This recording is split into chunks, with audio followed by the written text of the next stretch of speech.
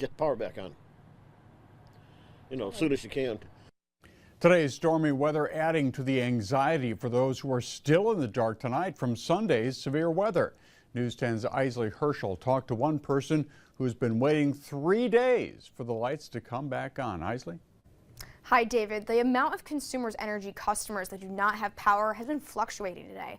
We started off the morning with over 50,000 customers affected. That number then went up to 70,000 this afternoon, and now it's back down to that over 50,000. I spoke with a Mason man who's still in the dark. Don Brown has been without power for 3 days now. I got a wood stove in the basement that I'm using to just heat up the floor, but I don't have any fan to blow it around. He's doing his best to keep warm with what he has in his home. The main thing we had to have was the water pump working for being able to flush the toilet and make coffee. But he isn't just looking out for himself. We get home, get him in the tub, get the heat lamp set up, and by golly, the power goes out.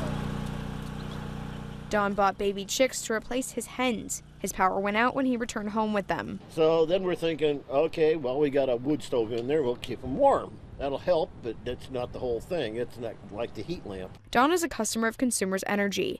He said he was supposed to have his power back on by now. It was supposed to be on at 11:15 this morning.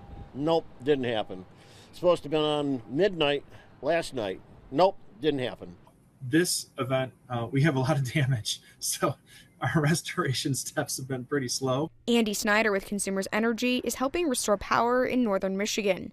He says the amount of time it takes to restore power anywhere in the state depends on how bad the damage is. We will be in the field restoring around the clock, 16 hours a day until every last customer is on. As for Don and his chicks, they're weathering the storms until the light comes back on. The power does come back on eventually, which is good.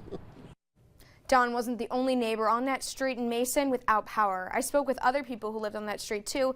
They also haven't had power since Sunday's storm, and they keep having their restoration times pushed back. David, back to you. All right, Isley, thank you. Consumers Energy crews have been working nonstop to get outages resolved. Some employees working 16-hour days.